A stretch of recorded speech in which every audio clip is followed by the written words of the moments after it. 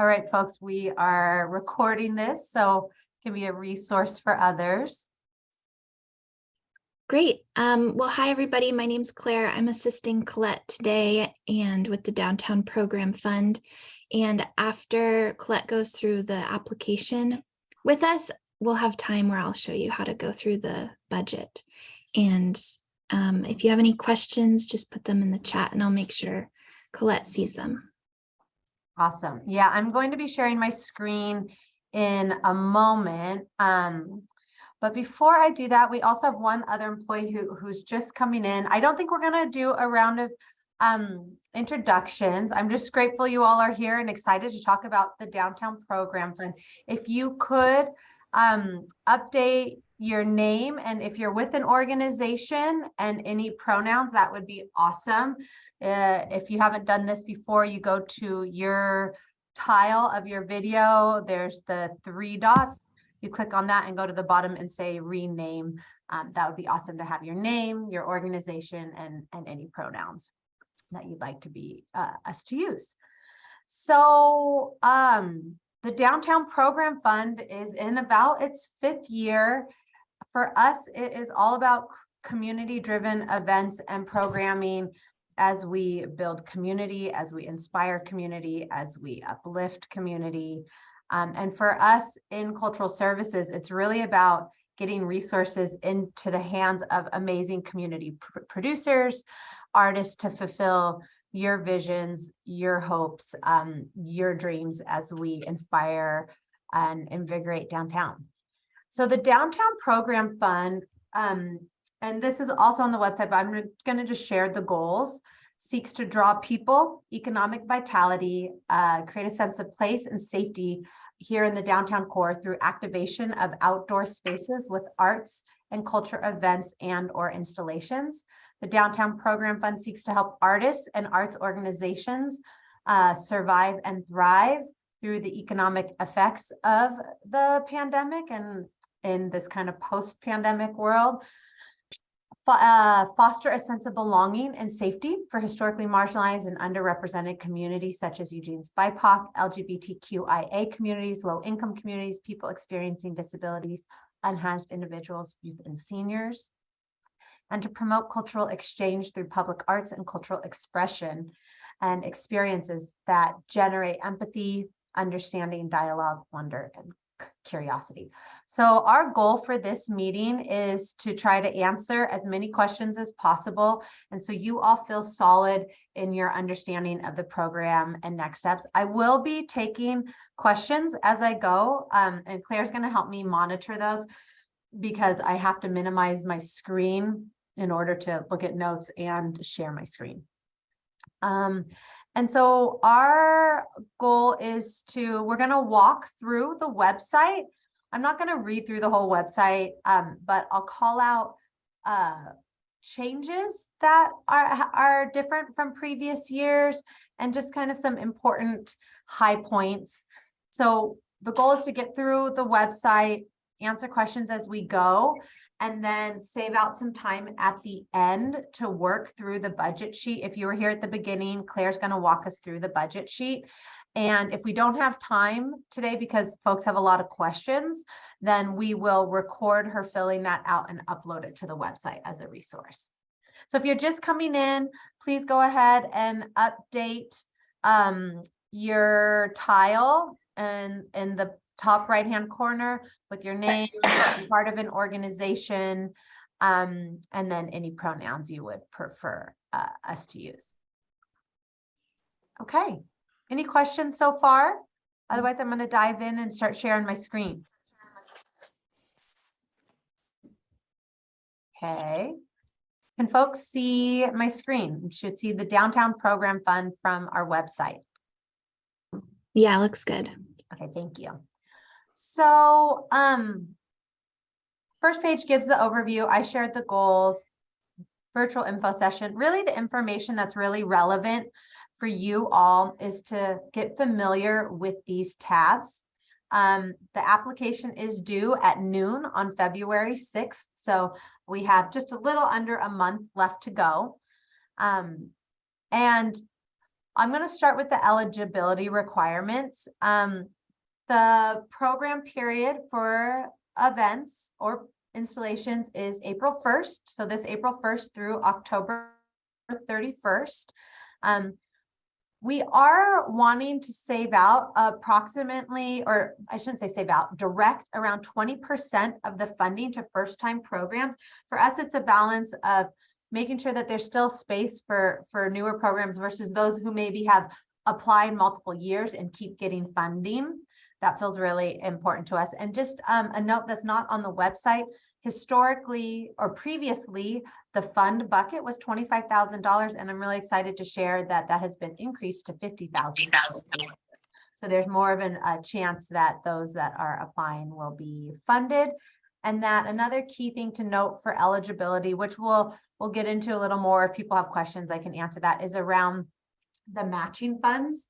We did change it. Previous years, we required a cash match.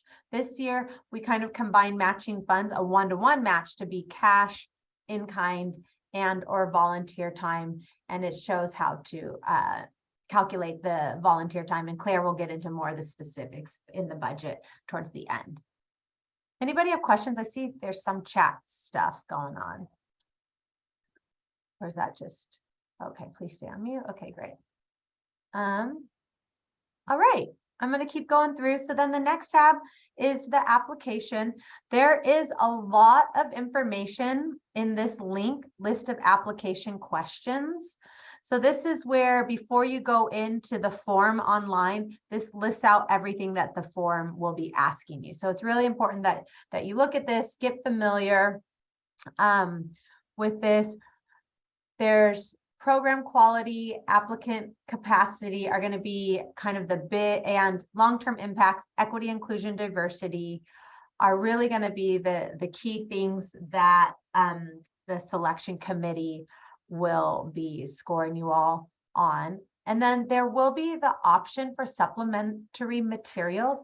I really highly encourage all of you to include supplementary materials. It really does help the selection committee in their choice in the process.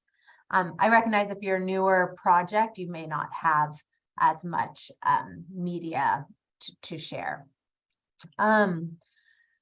Let's see.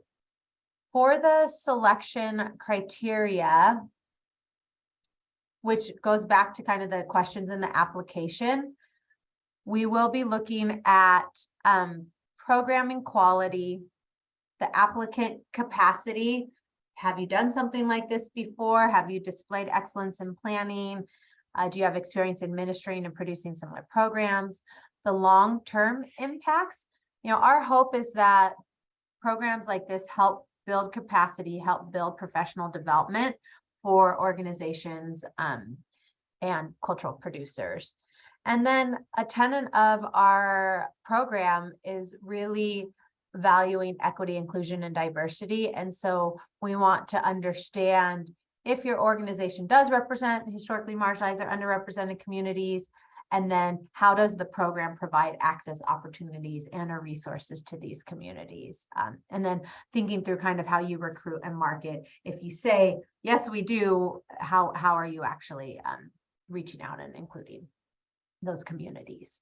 And then there's a link to past fund recipients here, which can be helpful if you're just looking to see what type of programs and projects have been funded in the past. So this was the 2022.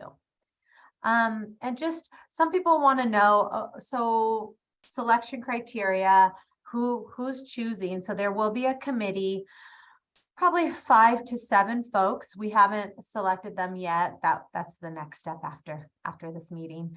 But they will be made up of City of Eugene Cultural Services staff, some operational partners from the city. So what will happen is, once your event gets selected, you will have to fill out relevant permits.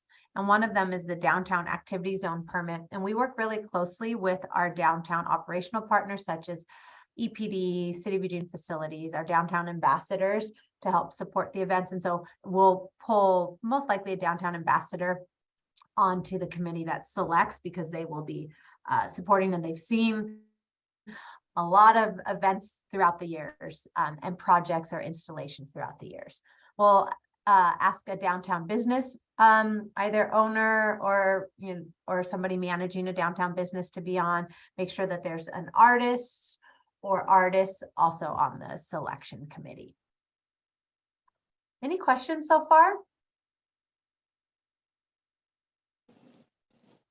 Okay.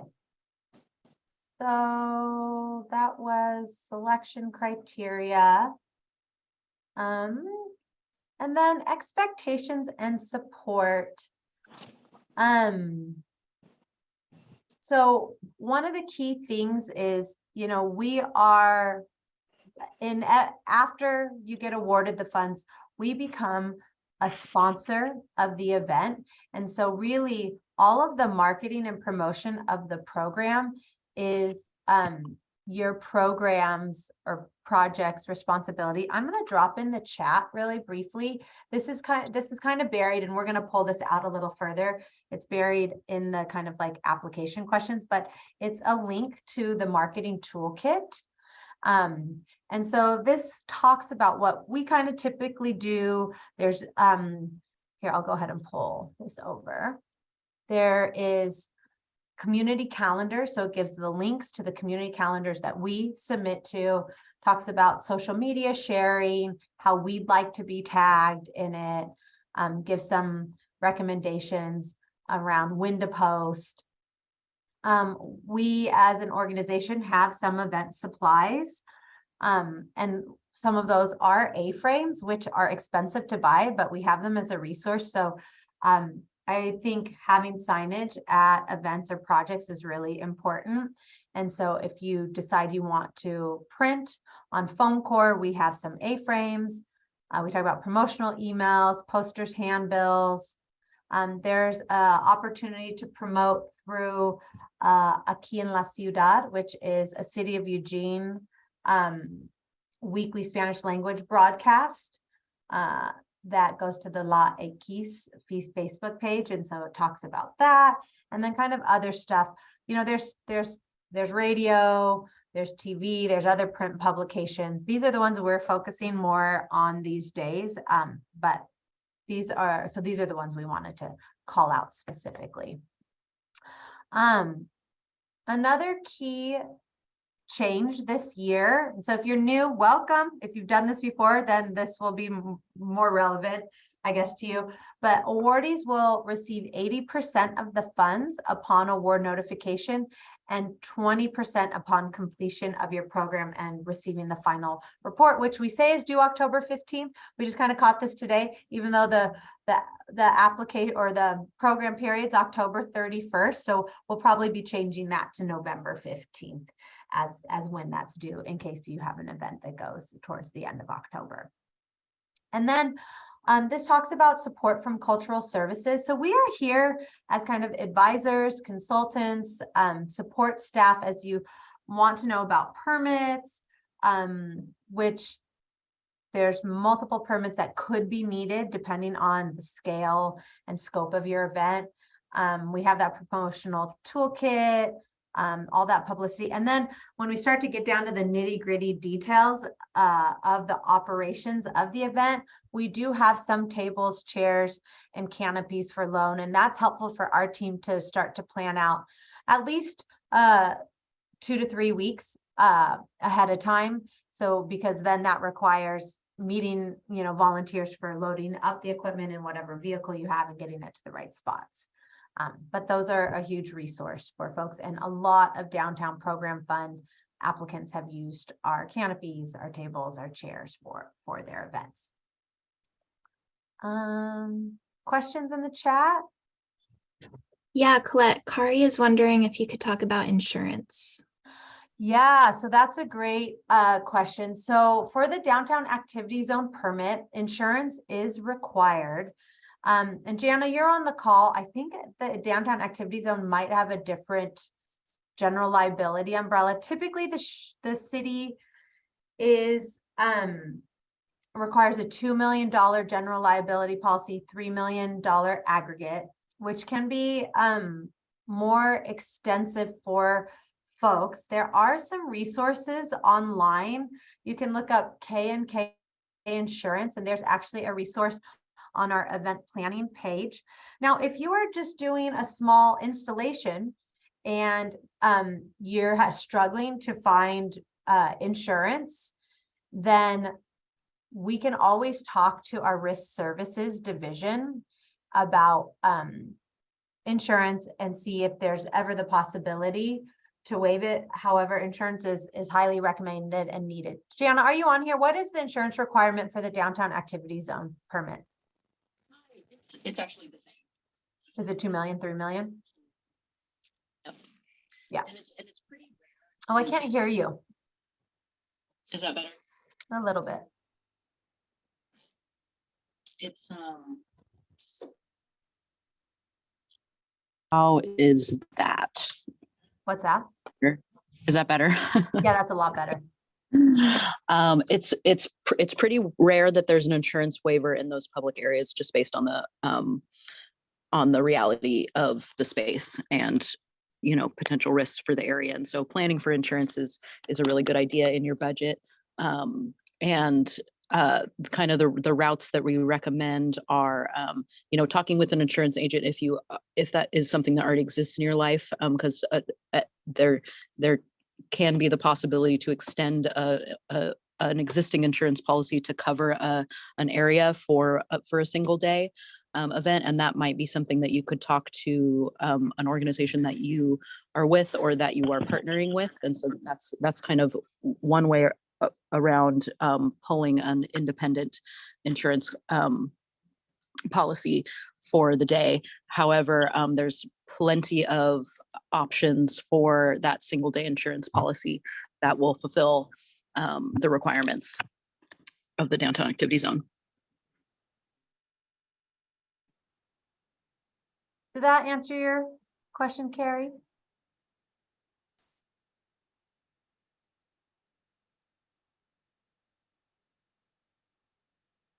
All right. I'm just going to take no responses. She said, not exactly. Not exactly. What else do you have? I mean, what else can we share?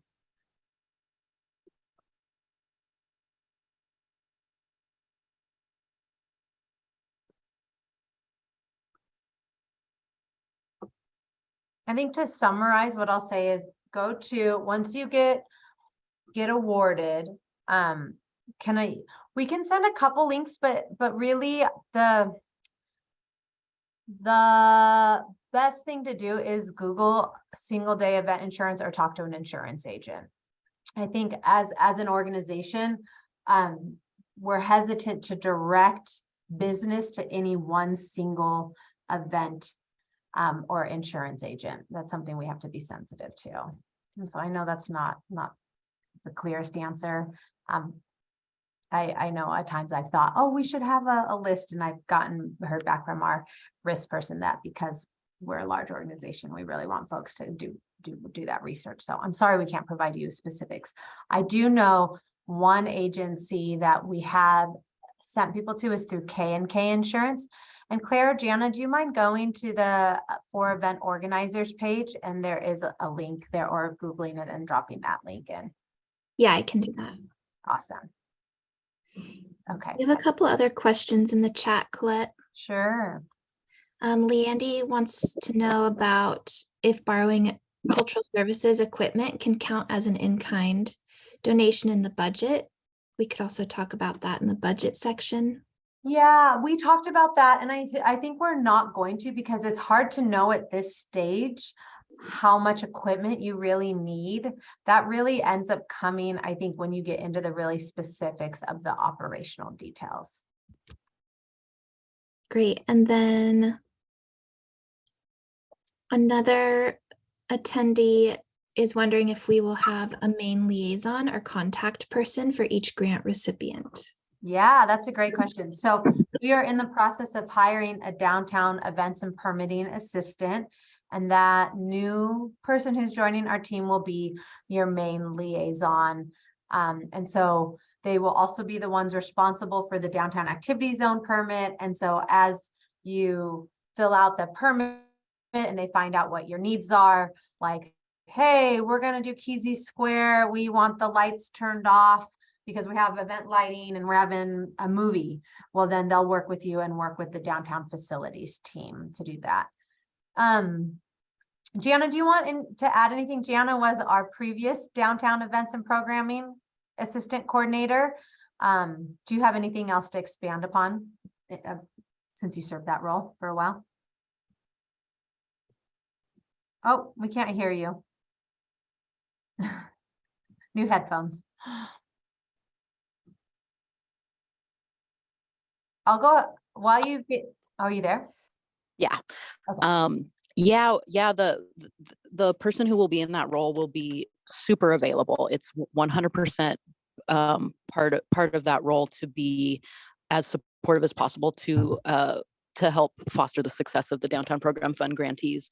Tons of resources in that way, as far as connecting you to who you need to be connected to in regards to permits, being able to meet downtown and look at the space, being able to check out keys to the utilities in the areas that you want to activate, etc. It's really like you can really get to be good pals with that person and consider them your ally in your production work. Thanks, Jana, for expanding.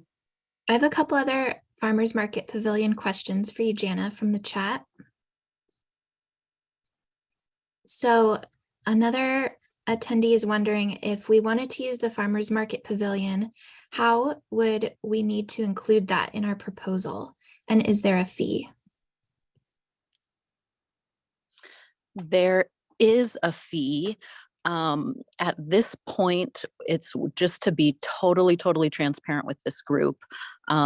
We are still in the process of approvals for the rate structure for the space, and none of that is public information yet because it's still in the sort of deliberation process. I urge you, if you have an interest in including the Farmers Market Pavilion as your site, to contact me and we can talk a little bit more and kind of tease out at least a figure that you can include that is sort of the caveat is that there's some flexibility based on what the rate ends up being, set in stone as. And so I know it's not the greatest answer ever, but that's just where we are in the process. We definitely want to encourage people to consider the pavilion as a site for a downtown program fund project, and I'll try to make it as easy as possible, even though we're kind of in this place of uncertainty. Also good to note that if that site is there, it's two spaces, so you can use the plaza or the pavilion or both. And then if you've been down there when there's a farmer's market, there's also the option to close the two Park Street and Park Street Alley around it. That kind of creates an even broader footprint with potential to kind of have different little worlds within the footprint itself. The interior of the pavilion also has some great services, including restroom facilities and a food prep area and, shelter from the outside. I will say that there is no heating and cooling system in the space. It's truly an indoor-outdoor building. And so that would be something that you would want to consider as well, is that in the heat of the summer, it's hot inside, and in the cool of the winter, it's chilly. Yeah. Other specific questions, happy to answer. Yeah. Colette, could you go back to the application page and to the check boxes of locations that applicants can apply for? Sure. Leia's wondering, is this fund only for the spaces that are listed downtown, or can there be other options within the downtown core or adjacent to the downtown core? I think it depends. For example, the Shelton McMurphy Johnson House. Yeah, that's a little bit outside of the downtown core, and that this funding's intended for. It really is looking at the downtown core. So just so you all know, this funding comes through this downtown management team whose goals are really looking at the downtown core and how do we make a more safe and more vibrant downtown. But if you do want to do an other option in the downtown core, is that okay? Yeah, it absolutely is. I mean, I think in my mind, if you want to do something down by Noisette or shut that block down, for example, we had Glamour Girls in the past who were awarded funds and they shut down the block in front of them. There's been other events that shut down the right of way and the streets. Yeah, Fifth Street Alley, it's not for Fifth Street Market. It really is, I would say, south of, what is it? 7th, kind of. We didn't want to put an exact location. So Leah, we can talk more, I think, outside, unless this is relevant for others, and brainstorm ideas and get more specifics. We didn't want to put like necessarily a hard line. I think it's more a program by program, but knowing that the intent of the funds and the funds came for specifically around the downtown core. And then going back to the farmers market plaza and pavilion, Jana Leandy's wondering what the differences between those are. Or Colette. Yeah. I mean, the plaza is you can kind of think of it as a third park block, right? So it operates just the same as the other two park blocks with the fountain and the stage area. And so it's possible people have in the past, since we've been opened, just utilized the plaza space. Obviously there's benefits to using the pavilion as far as what it offers. However, that's what that's the higher rate exists in that building. The plaza is a much lower rate because it operates just like a park block, if that makes sense. Is that what you meant, Leandy? I see there was a question around what's the zoning for what's considered downtown. And I'm not sure exactly what you mean the zoning per se. If it's boundaries, I have that info that I can share. Yeah, is that what that question was? Kind of similar to Leah's. And before you do that, define the park blocks is the area where the Saturday market pops up. So it's, Oak Street goes between them, and there's a West Park block and the East Park block. And the West Park block has the fountain, and the East Park block has kind of that covered stage. Let's see. Yes, boundaries. Do you want to share the map? Yeah, I'm sorry. I'm sorry. I'm having to come in from my phone, so I can't screen share or anything, but I can say that the downtown activity zone specifically has a boundary on 6th Avenue. So on the other side of the Holt Center, a boundary on Lincoln Street, a boundary on High Street, and then it goes down to 11th. So from 6th to 11th between High and Lincoln Street is the downtown activity zone. And I would say, even if somebody had something maybe all the way to 13th, that's why we didn't necessarily put it. I think it kind of depends, but like if it's really adjacent to that by a block or two, we'd be willing to consider it. Somebody asked, are there any other potential indoor spaces to produce an event other than the pavilion? That's a good question. I have seen other events use the Broadway Commerce Center, which you can reserve as a space. That would absolutely be considered. It's important for this program that it's accessible to the public.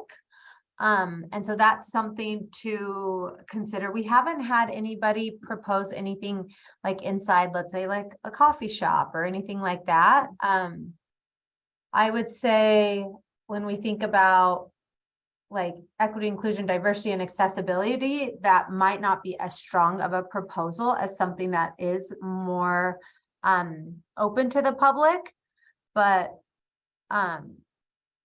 we'd consider it. I don't think there's anything in the material that counts it out, unless Claire, Jana, you're thinking of something specific. No, okay. No, I would say just put in your application narrative a strong case for why you're choosing that location. And April through June, the weather's not always conducive to an outside event. you definitely got to plan for contingencies. And that's something that we actually do ask for is like, somewhere, where do we ask for it? I thought we asked, programming quality, describe scalability of your event. So, rain, there's now smoke in the fall to consider too. So like just thinking through like, can this be rescheduled or is it scalable? Can it move? Can it move at all indoors, like inside the farmer's market pavilion? Those are just things that we want to know that you've considered because it has now come up. There have been a handful of events we've had to reschedule, mostly because of smoke, to be honest, in September. Are there any concessions for parking for the event by chance? No, there aren't. Parking garages are free in the evenings and on the weekends. But if you want to host an event downtown, you do have to figure out parking. Now, let's say you do close the streets down, there are ways to have maybe some event organizers park inside the footprint, but then often, for example, like with First Friday Art Walks, they direct them to park like in a parking garage once you unload your materials.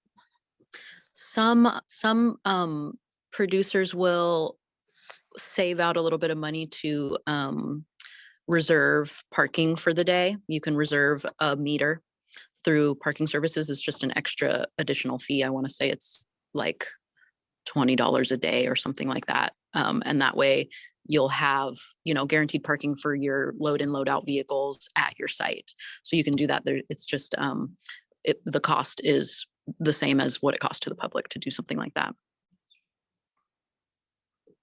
And then Red, you had a question about connecting with other organizers. I think offline Leandy said she'd love to talk to you. Claire, I know folks.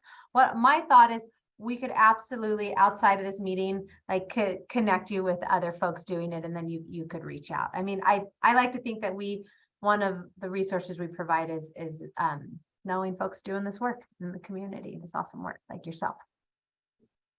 I wanted to revisit another question that got buried further up in the chat. Sure. Somebody asked, they said, I'm part of a small jazz band. We would like to participate in different downtown activities, but I'm assuming this program appears to be aimed at larger groups. Is that correct? So maybe we could talk about scale a little bit. Yeah, that's a great question. And I would say not necessarily. If you are a small jazz band and you're like, I want to come play out on like Friday evenings in Kesey, you could put together a proposal to play. Now, if you want to be kind of included in an existing program series, we contract with Harmonic Laboratory to produce a performing arts series called Artistic Encounters that runs they kick off National Dance Week, which is in April, and do I think it's 1 day a week in May, and then they build up to 3 days a week, June, July, August, and then start to go back to 2 days a week. So if you're looking more that you just want to show up and play, we could absolutely connect you with Jeremy Schropp, who is the booking person for Artistic Encounters. So just let us know if you want to do your own thing. So for example, Kutsanira and Kudana, they played marimba downtown, and they did a series of events downtown, and they went really well. And they just applied separately, and they didn't need as much. They didn't need the full 5,000 necessarily, and it was a smaller scale event. Another great question in the chat is, can these funds be used to participate in the Window Front Exhibitions program? No, that's a separate program and project. Well, I'm saying that now. I've never been asked that question. So I'm guessing this is more for maybe in developing the installation. I don't know who asked that question. It was Leah Shelton McMurphy. Yeah, let me think through that, Leah. I don't have that answer right now. Let me talk with Kate and Shannon about that. because there is compensation through the window front exhibitions, which is why I initially said no. And so I'm still leaning towards no, but can I get back to you on that? Claire, can you help me just like take notes on some follow-up items? Okay. Margot has a good question. Yeah, presumably some locations are not available on Saturdays due to Saturday market and farmers market. If we do want to have our event on a Saturday, how do we know which other spaces are not going to be available due to Saturday? For example, is Park Street Alley off limits on Saturdays? Yep. So kind of all of the park blocks, all of the adjacent area around Farmers Market Pavilion. But Kesey Square is available, or if you wanted to shut down Broadway or look at like a pop-up, for a while, Broadway was shut as a streetery, something like that could absolutely be available. And you'll work with the downtown program coordinator to schedule your event. Once you receive the grant money, then that can be the next step, is checking on the calendar and seeing what free dates there are and confirming your event date. And then Carrie, yeah, a light-based installation at nighttime would definitely be possible. And yeah, Leah, I know there are some limitations to the grant, absolutely. The intent of this grant was really around activating downtown spaces and the ones that are kind of this downtown core. So there are limitations. I understand that.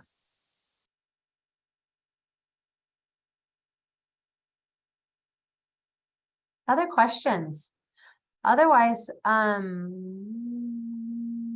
you list the connections for the live entertainment you mentioned? Oh, Jeremy Schropp with Artistic Encounters.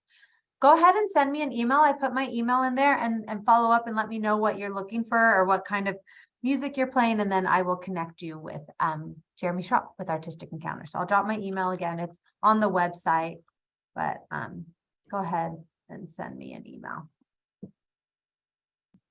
And then similarly, Carrie's wondering if there are other nighttime events to join up with. I mean, we have Beam is the big one.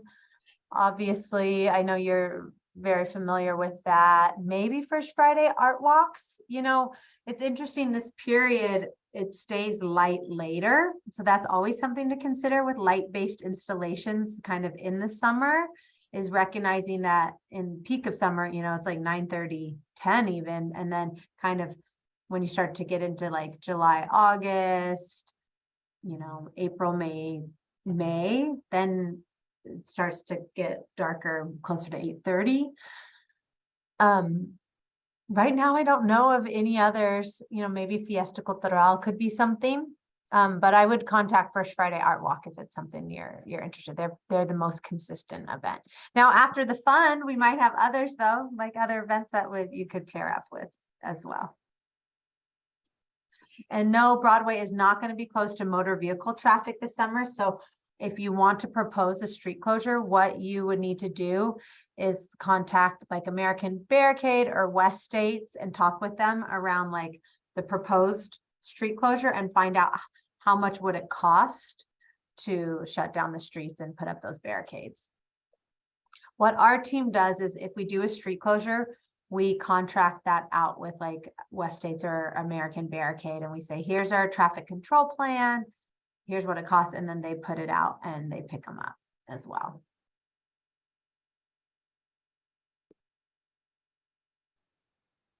Okay, other questions? If there aren't a lot of questions, we were going to save the rest of this for Claire to walk through how to fill out the budget, because we've received feedback in previous years that could be confusing for people. However, if folks have a lot of questions, we're still happy to take questions and we can record how to fill out the budget and put that online. But so I guess this is kind of like any more questions. Otherwise, we're going to transition to the budget.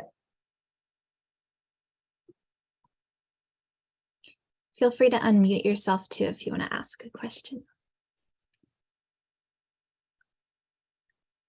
The only things I didn't cover on the website was the timeline, just really quickly. Awards will be announced by February 24th, and then there's some links to FAQs at the bottom. All right, Claire, you want to take over? Yeah, let me get set up. Okay, awesome. Thanks everyone for being here and all these really great questions.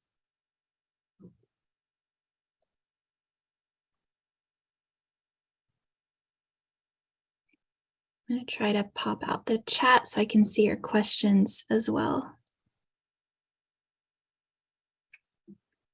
Leah says it's hard to budget when you don't know the costs, for instance, for the farmers market pavilion.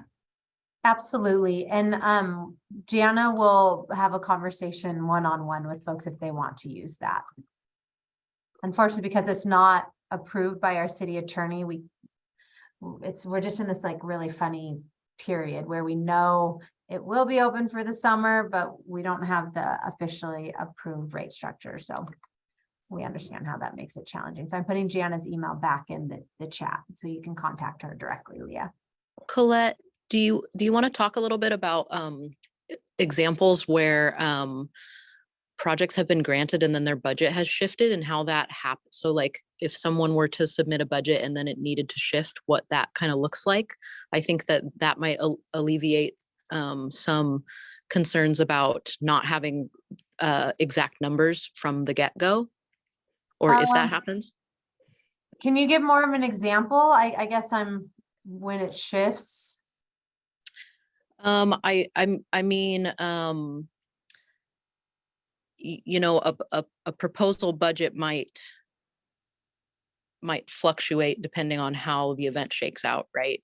Yeah. And if there are certain changes that occur between the time of granting and the time of execution of the event, that it's not really our intention to kind of micromanage your budget. If things shift, we understand that. What our expectations are that the project is executed with the goals that we share fulfilled by the end of the event or the installation, whatever it may be. And so I think that is something that would always make me feel better as a applicant before I worked for the city, was that this is a grant where your proposal, it's understood that there's some fluctuation, being that events are fluctuating entities in themselves. Does that make sense? Yeah, thank you. You answered your own question. I wasn't sure what you were trying to get at with that question. Yeah, that's great. I mean, I guess just if you want to do something at the pavilion and you can't put a total number on it, I think it's totally okay to ballpark for your proposal. And then as things sort of get fleshed out, then your budget might shift a bit, and that's how it goes. And really the goal of these projects are for the event to be pulled off well, for it to be executed well, you know. And so I think you know, keeping that in mind, as opposed to feeling nervous about the lack of like being able to nail down exact specifics on numbers. Yeah, I think too, we don't ask for, unless I'm wrong, Jana. So just a caveat, I have not been running this program the last couple of years, and Jana has, so she's even more familiar with some of these details. We don't ask for a budget report. Yeah. At the end. So to her point, like we will ask for high quality photos, attendance, some metrics. Not saying that you can just like throw numbers on a wall per se. You know, we look at the budget when we review the applicants, and that's part of that like applicant capacity. We have a sense of how much things cost. And so and we also fully understand how things shift and change a bit with events. Let's get into the budget. Claire's going to go through. We are not going to share former budgets, but Claire's going to walk through filling out a budget template, and then this will be available as a recording. Now, I understand it's 12:45. This will probably take most of the rest of the time. So we're not going to necessarily, necessarily take a lot of questions after, but I'm going to let her go through this. And then if you have other questions, please feel free to follow up with myself or Jana or even Claire with specifics. Okay, great. So like Colette said, I'm going to practice filling out an example budget with you. And how you get to your budget is on that main Downtown Program Fund page. You go back to the application tab and the PDF of the list of application questions. When you're ready to actually fill out your application, you'll go to this link. But just to prepare, you go here and then you scroll down to the budget section. And you can use the attached template. And everything that I'm saying today is also written out in the How to Create Your Downtown Program Fund Budget step-by-step instructions. So click on the template. Can everybody see that okay? This is what our budget looks like. So we have a revenue section and an expenses section. So let's start with revenue. So like I said, this is all just a totally hypothetical situation. So let's say when I do grant budgets, I like to kind of start with what I already know. So let's say we already know that we want to ask for $2,000 for the Downtown Program Fund.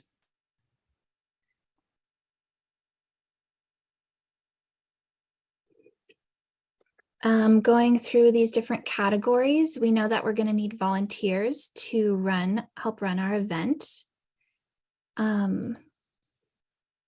Let's say we need 4 volunteers for 5 hours each. And the federal rate right now for volunteers is $29.95 an hour. That is considered in kind, because they're donating their time, and that ends up equaling $599. You can see that we have the equations plugged in here, so it's automatically totaling, which is really nice. Let's say that we are talking with Ninkasi or some other local business for sponsorship. And we're asking them to donate $500, for example. That's not secured yet, so that's pending. I forgot to add this in earlier. Volunteer time, let's say they're already on the schedule, so that's secured. Downtown Program Fund request. We haven't received the grant yet, so that is pending.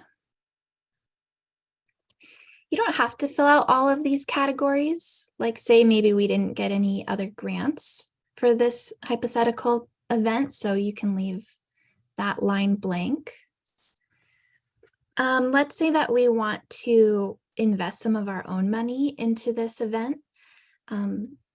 So let's say our organization's funds, and we want to give $500 as well. Since that's our own money, we can say that's secured. Oops.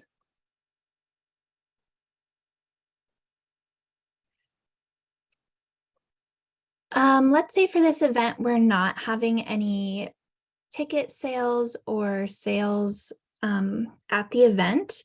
But remember that if your event does have tickets, it's not free to attend. Just remember that a portion of your tickets must be offered for free or at a sliding scale. And this line is where you would indicate that, as well as in your narrative. Okay, so this is looking pretty good.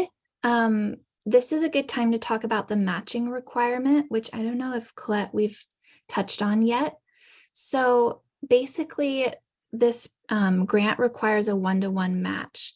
And that means that the amount of money that you're bringing in for the project needs to equal the same amount of your request that you're hoping to receive from the Downtown Program Fund. So when we look at the budget template here, basically everything above the Downtown Program Fund request line needs to equal the same number of your request. So we're requesting $2,000. Everything above this also needs to equal $2,000. And that can be in any combination of cash, in-kind, volunteer time, which is also considered in-kind. So for example, let's see, right now, all of these together equal only $1,599, and they need to equal 2,000. So that means we need to find like $401 more to put in here. So that could either be, maybe we get $401 of another sponsor, maybe we get more volunteers and get that to equal 401 more. Let's say that we maybe want to do a fundraising event and try to get $401 more. So now all of these amounts equal 2,000, which is the same amount as we're requesting. So that's the breakdown of the one-to-one match. Are there any questions about the match requirement?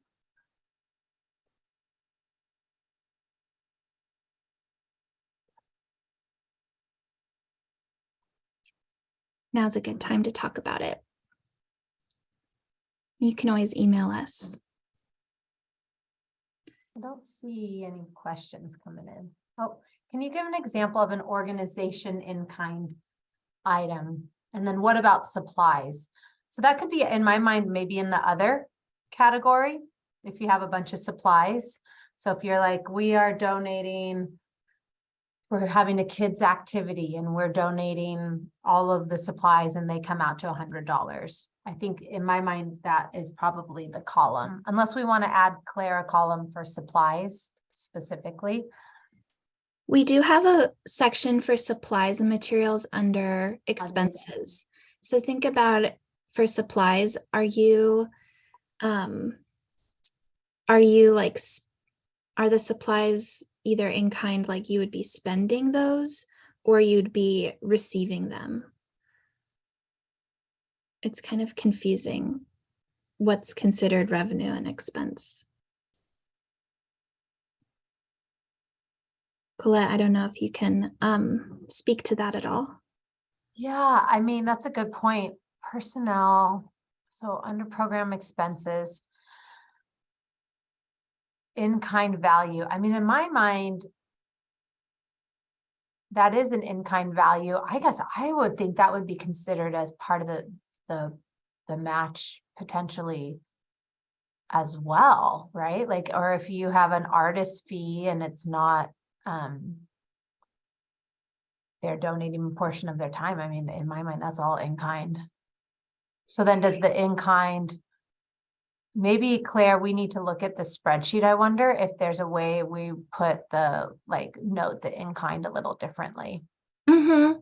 Yeah, that sounds good. And I think looking at the chat, a lot of these items I would consider expenses because you need to spend them in order to produce your event, whether or not it's in kind or not. So like rental equipment, staff time, those are all things that you're spending.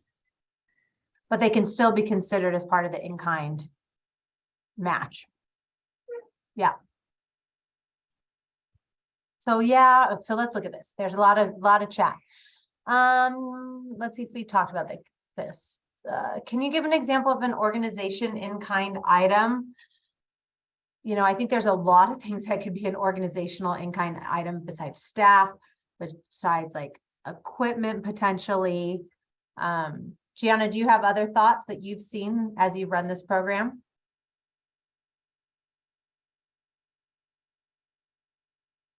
I mean, I think the biggest thing is that you can consider your advance work if you're not getting paid for it to be your in-kind donation. And so that would be on this sheet, the applicant cash line item on the in-kind side, right? Or maybe there needs to be another line for that so that your volunteer time is your crew, but that the energy that you're spending as a producer is an in-kind part of your budget. Yeah. Or And maybe I do see what you're saying is like maybe we need to flush out the applicant cash and the personnel, because I think that's where the confusion lies, right? You're like, well, I need staff to run this event, so it's an expense, but it could also be viewed kind of as a revenue, as an in-kind. So I actually think, thank you guys, thank you all. This is our first Downtown Program Fund info session, and we are also learning and improving this program as we go. I'm going to continue answering the questions. I think what we'll do is we'll take some time this week to flesh this out and then update this on the website as well. Would staff time planning be a good example of applicant cash in kind? And so that's what we were just saying. I think maybe we call out a line that says like applicant cash and then like personnel time if we decide if that's a program revenue or a program expense. Either way, that is not in the cash line necessarily. I would say that's an in-kind value. I think of cash as actually like money, cash exchanged. What about rental equipment? Equipment rental is what I am asking about. So you have to buy or rent barricades, or you have to rent a projector. That would be a program expense, and that would be a cash out amount, unless you already, I think, had that as part of your organizational supplies. And you no longer have to rent it potentially.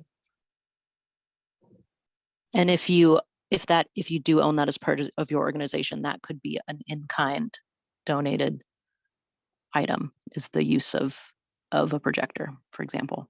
Yeah, and I would say that would go in expenses under in-kind. Yeah. And so I think one of the key things we're going to flush out is like, as an organization, like somebody's like, isn't that volunteer time? I think what we'd like to see, and this is what we've had to support organizations we partner with, there's like volunteer time, but then there's the personnel, like administrative time. I think that's a different line we have to call out. And Jessica said, I have filled out one of these before, and that is where the confusion is, the before work.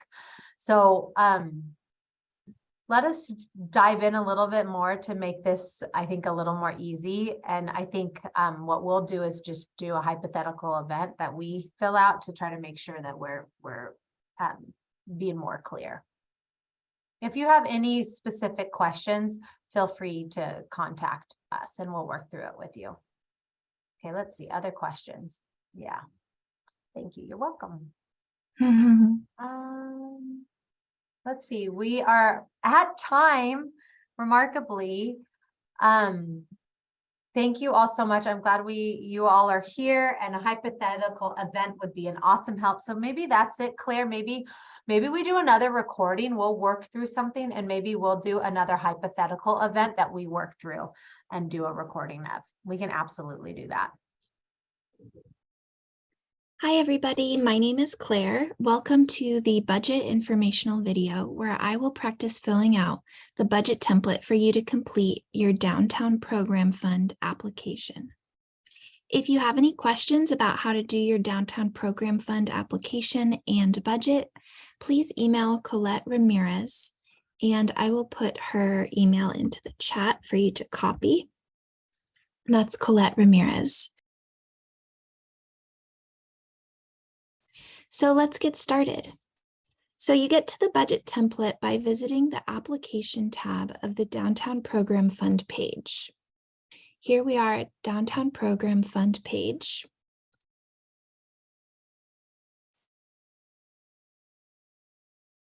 Scroll down. Here's the different tabs. Go to Application tab.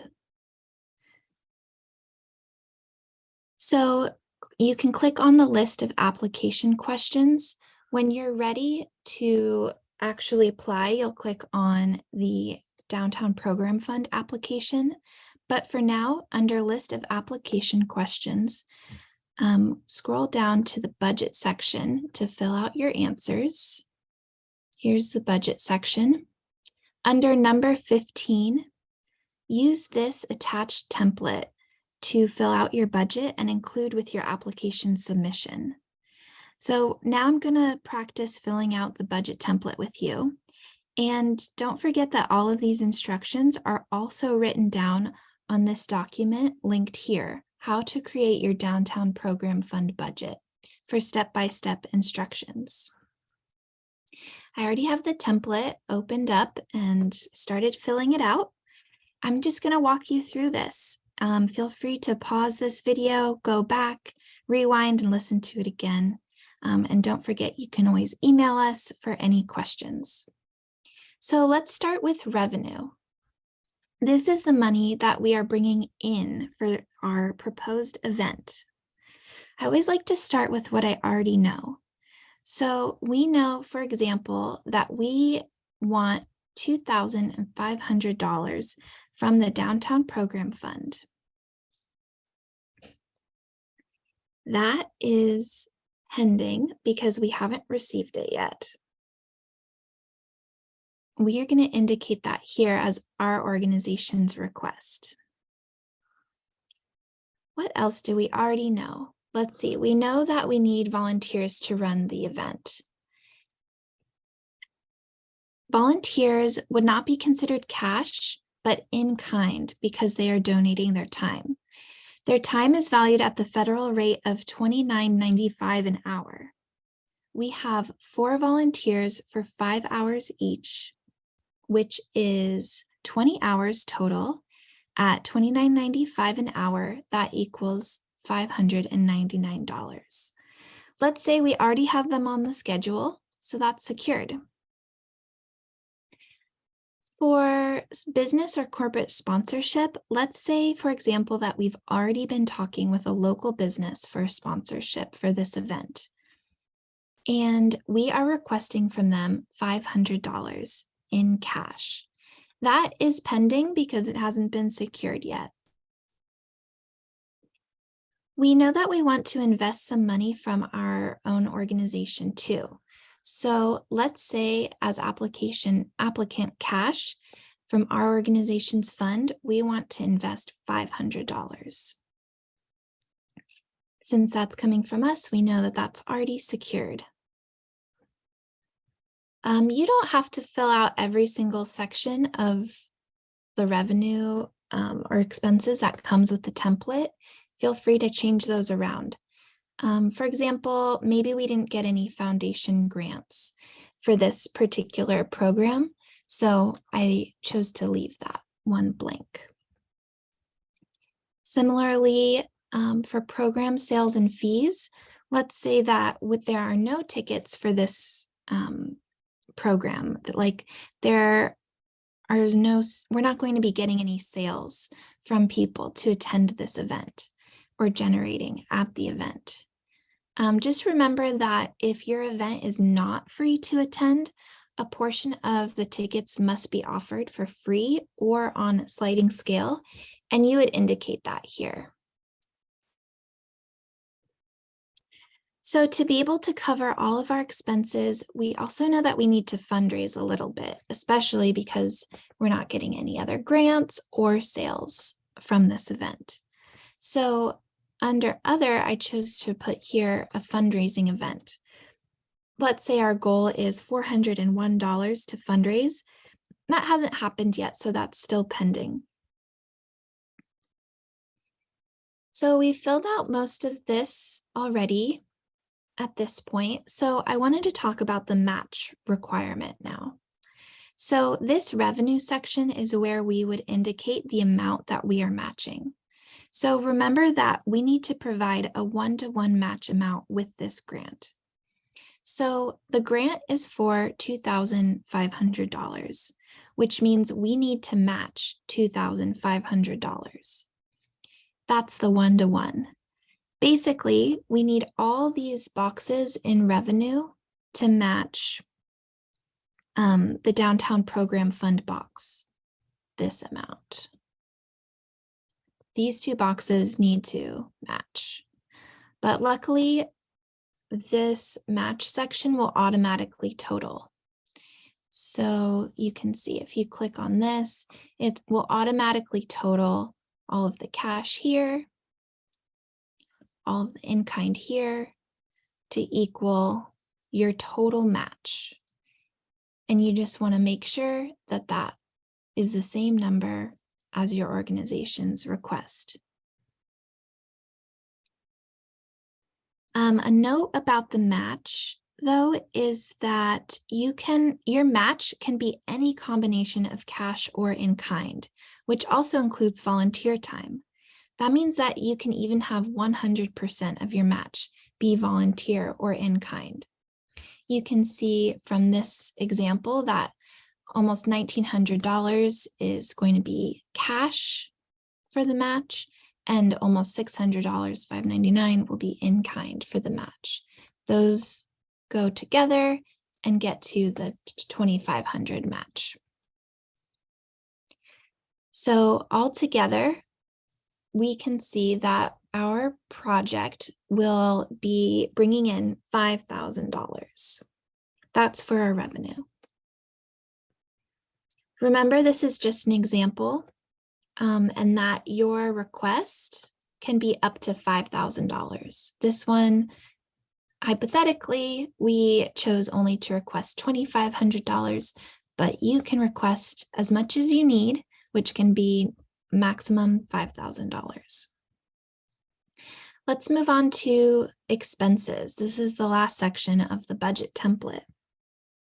So expenses, this is the money we are spending for this event. So we have one staff person for 8 hours at $20 an hour. That's $160. That is the personnel and admin that's being spent specifically for this project. You'll note that further up here, we had personnel and admin in revenue as well. The difference is that the personnel and admin overhead in revenue is the amount that your organization or you as an individual artist would be doing anyways, the work that you're already doing to kind of run your organization or run your artist practice. Meanwhile, down here in expenses, this is the personnel or admin that's specific to putting on this program. Let's see, next is artist fees. So let's say that we have 2 performers for 5 hours each, and I already talked to them, for example, and found out that their rate is $125 an hour. So that equals $1,000. Remember that it's really important to connect with the artists that you would like to include in your program before you submit your application. Ask them what their rate is and how they would like to be involved in your program. So that you know their rate ahead of time, you can appropriately budget for it. Next is supplies and materials. So think about all the supplies and materials that you're going to need to buy or borrow to complete your project or program. Let's say for us, we need 5 canopies and 50 chairs, and we're going to borrow those from a partnering organization. Since we're borrowing them, you can put that in kind, and you just want to kind of do a little bit of research, maybe on the internet, or ask whoever you're borrowing what the retail value is. So let's say I looked that up and those equal $1,000. That's in kind. Permit fees. So with the Downtown Program Fund, you are responsible to pay your own permit fees. We have a handy link that I'll put in the chat. You can use this website to find out your permit costs. There's that in the chat. And you can remember that this is your proposal. And if you are awarded this proposed amount, proposed project, the Cultural Services staff team will work with you to find out your exact permit costs. You're still responsible to pay those permit costs, but we will work with you to make sure you know which permits you need to have in hand to complete your program. So let's say I looked up on this link the permits that I think I'll need, and I found that I need a downtown activity zone permit, which is $25, and a fire marshal permit, which is $240. So that's $265 that I'll be spending in cash. Next is production fees. So these are all the costs that it's going to take to put on your event, including things like renting porta potties, purchasing temporary one-day event insurance, or maybe hiring a photo booth rental company. Let's say that our production total is $1,660. You might have more, you probably will have more production fees, so you can put that here under cash or in kind. Next is promotion and marketing. So similar to permit fees, you are responsible for doing all of your own marketing, but Cultural Services is here to support you.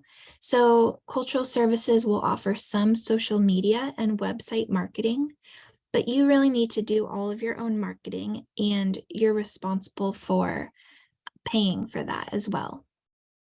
So let's say that for this program, we're going to print posters and run some social media ads a couple of weeks leading up to our program.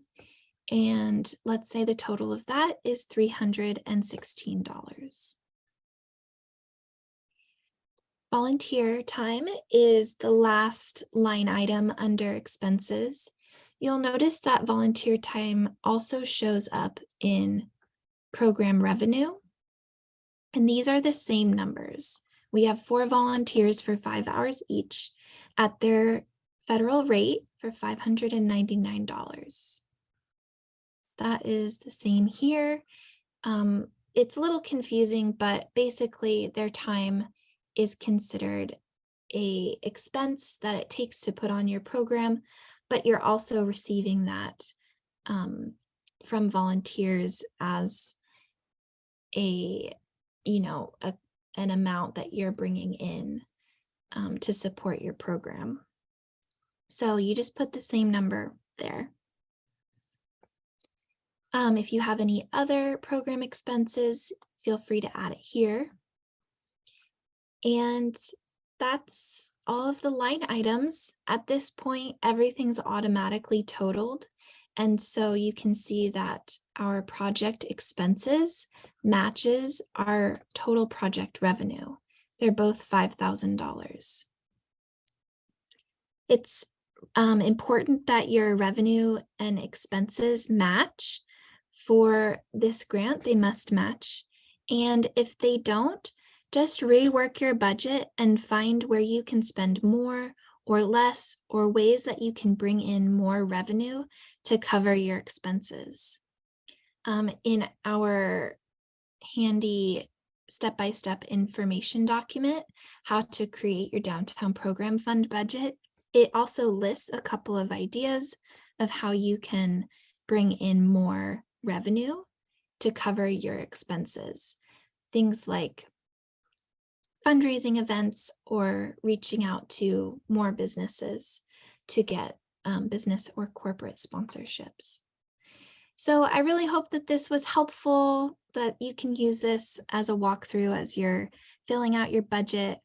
That's everything I have for you today. We're really excited to see your proposals. Don't forget that they are due coming up soon. Where does it say it? Noon, Monday, February 6th. And you can email Colette Ramirez at cramirez@eugene-or.gov if you have any questions at all. Thanks so much, and look forward to connecting with you.